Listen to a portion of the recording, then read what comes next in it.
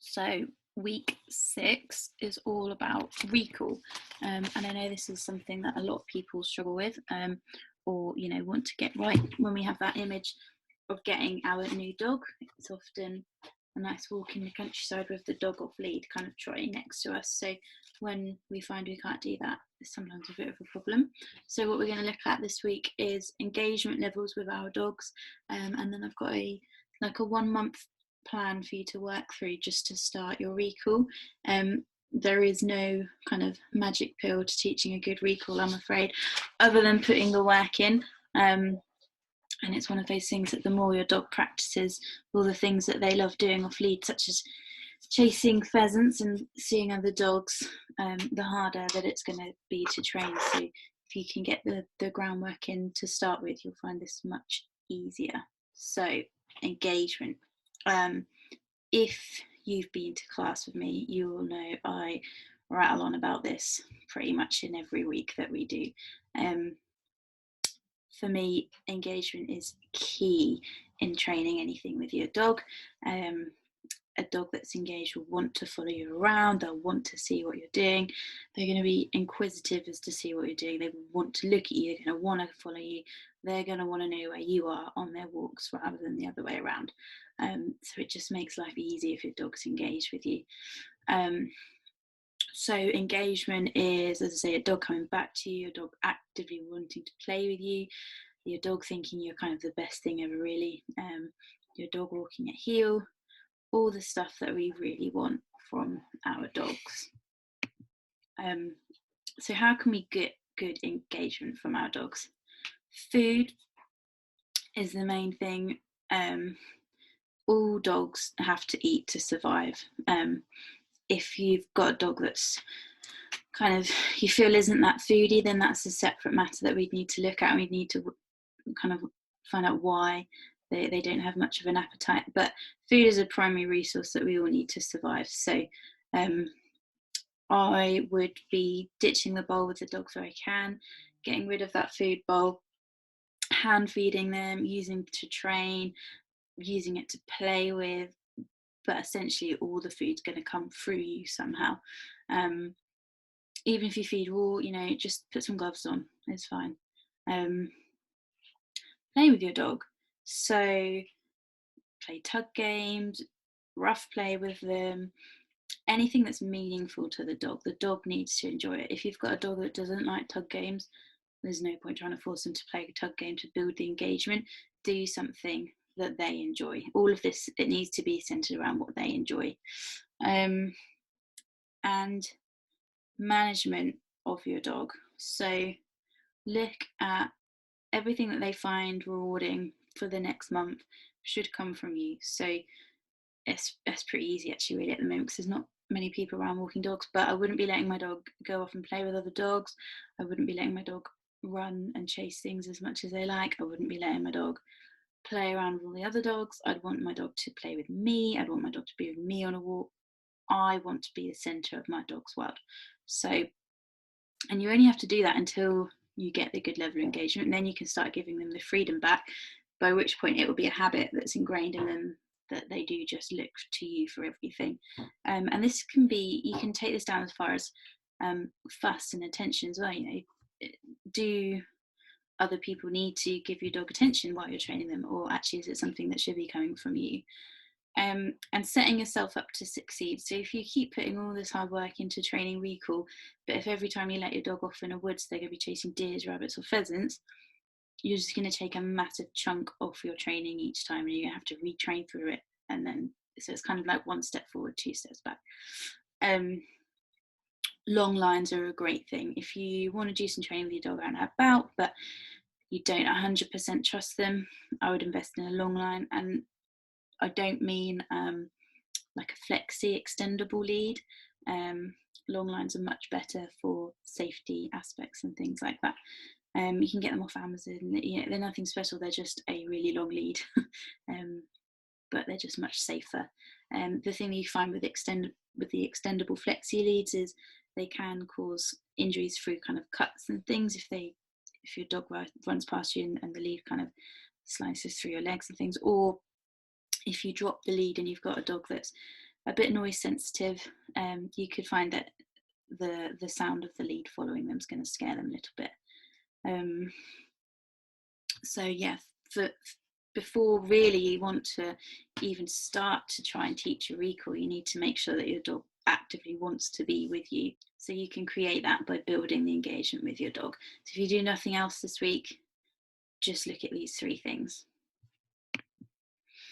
So top tips when you're looking to train a recall with your dog: never punish a recall. If you've been chasing your dog around a field for half an hour and they finally come back to you, as frustrating as it is, don't punish them when they come back, because all they'll learn is I go back to mum and dad and I get shouted at. It's not worth going back. For the training plan that we're going to do, I'm going to suggest you pick a brand new recall that they've never had, especially if you've got an older dog that is potentially a little bit kind of strong-willed when they're off lead. Pick a new one, but you're not going to use this until it's fully trained. So you can continue to use your old cue when you're out and about on walks and things, but for the purpose of this training, you're going to pick a new one. I'm going to suggest you pick a whistle, because they're the same every time, no matter who's walking the dog. And if you get one of the Acme gun dog whistles, they have a pitch number on the back of them. So if you make a note of that, if you lose the whistle, you can just go and buy another one, and you don't need to retrain it. So what we're going to look at in this plan, we're going to establish the recall behaviour and the association with the recall cue before asking your dog to respond to it. So by that I mean we're going to essentially teach the dog what it means before we expect to be able to just blow on the whistle and the dog to come back to us. We don't really want to have to use the recall cue until that behaviour is fully established. You're going to need to proof your recall. So by this I mean, do all the training you can in the house, and then go somewhere that's got very minimal distractions where your dog can be safe, and then you need to train it there, and then you're going to need to train it on the beach, in the woods, wherever you want to recall your dog. You're going to need to retrain it in all those environments. So humans have a really great skill to be able to generalize everything that we've learned into different contexts, different situations, different scenarios. Dogs don't have that skill. So just because you teach a really good recall in your home, your garden, or on the park opposite your house, if you then go somewhere different, you're going to need to do some more training. Don't expect your dog to be able to have just transferred that learning from a previous session to where you are. And always keep safety in mind as well. So we don't want any dogs getting injured, either through running on roads, running up to dogs they shouldn't be running up to, running in, I don't know, wherever they shouldn't be anyway. So if you aren't 100% confident, as I say, I would definitely recommend getting a long line for your training. So here we have a 1 month recall plan for you. This is going to start at the very, very basics, and then we're going to move forward. So you see there's 2 columns. There's a column for those of you that are starting with puppies, or for those of you that have got an older dog but with a less than reliable recall. Going to have some different activities for you, because with the older dogs you're going to have to kind of undo any prior learning that they've already had, that chasing pheasants is really good, and actually when you recall it kind of just means carry on and do what you want, whereas puppies, we want to kind of start from scratch on that clean slate. So it's for a month and we've got different activities. So we'll go through the puppy column first, and then we'll look at the older dogs. So with puppies, you'll find when you get them, they have 2 kind of survival instincts that kick in. They've got the safety response and they've got the chase response. So the safety response is when they're small and little, if there's anything scary or untoward, you'll find they'll go and kind of run underneath their mum or the nearest kind of adult figure, which is going to be you guys as their main carer. And you've got the chase response, which all dogs kind of have. You'll find that anything moves, they're going to want to chase it. So these are 2 instincts and responses that we can work on. So this is really aimed at kind of starting from day dot when you bring your puppy home. So what we want to teach them in that first week is that whistles are great. And as I say, I'm going to recommend that you get an Acme whistle, which you can get on Amazon. It's just ACME. They come in all different colours. and just make a note of which pitch you'll get. You'll probably find that you'll either get a 210.5 or a 211.5. Just make sure that when you buy another one, or if you buy more than one, you get the same pitch, because it's going to sound different to the dog. So you've got your whistle ready.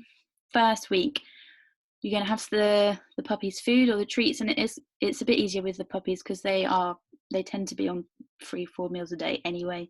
So once you get the puppy's attention, either with the noise of the bowl or the food bag, so that your puppy's excited. Don't use a recall cue or their name at this stage, because we don't want to confuse them. And then as you've got the food, you're just going to take a step backwards so that your puppy moves towards you. And then as the puppy does move towards you, you're just going to gently blow on your whistle 3 times. And then when the puppy catches up with you, just mark them with a good and give them the treats. And you're going to do this 3 or 4 times a day. If you can do it more, then brilliant. And all we're doing is just creating that association between hearing the noise and coming towards you. Second week, you're going to carry on with that activity, and you're going to add another one in as well. So this one's called Follow My Leader. So you're going to pop your puppy down and kind of just try and get a few feet away from them. As soon as the puppy looks at you, you're going to just run a little bit away from them. And as soon as they start running towards you, crouch down and use your recall whistle of 3 pips on the whistle. And you're only going to do this once. If your puppy stops moving, then just run away again. You don't need to run far, they'll soon catch up.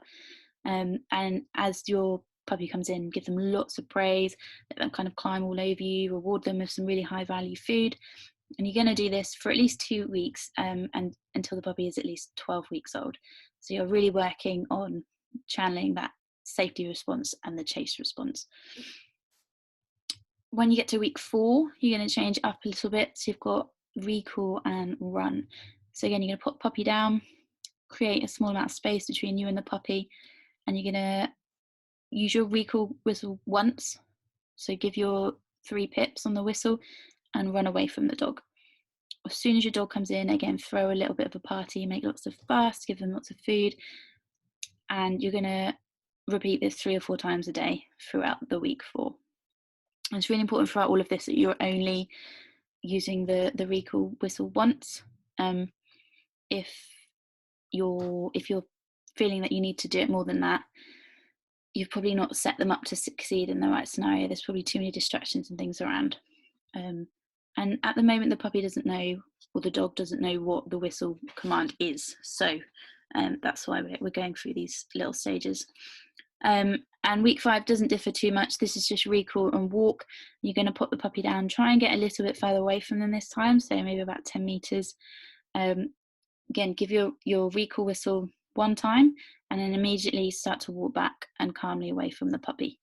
And you keep walking until the puppy gets to you. And then again, as soon as they do, you're going to crouch down, give them lots of fuss. And you can do this again 3 or 4 times a day. You'll find certain breeds are going to like it when you crouch down. So I know certainly with spaniels, they love it when you crouch down if you try and recall them, because they can kind of jump all over you and stuff. And that's fine at this stage. We want them to want to be jumping on us. So for older dogs, we've got a different plan. And this is all about building that association with the new recall cue. So remember, you need to be new. If you're already using 3 pips on your whistle and it's not working, change it up. Pick what you want. But whistles are just very good because they're pretty standard. And you can't, if your dogs run off, you can't show your frustration through the whistle, because it's going to sound the same. But if you've got a Fido come cue, I imagine after you've been shouting it for half an hour, it's going to sound considerably different to when you first started shouting it at the beginning for half an hour. So that's why we're going to use a whistle. So with the older dogs, you need to have some really high value food, so nice kind of chunky bits of chicken or sausage or something like that. And you have some food in your hand, and we want your dog to know that the food's in your hand. So try and get your attention, but not through the whistle, not using their name, just maybe some noises or kind of rattling the bowl or something. And once you've got their attention, you're going to use your whistle cue, and then you're going to open the hands so the dog can take the food. And you're going to give them another piece of food, and another piece of food, and another piece of food.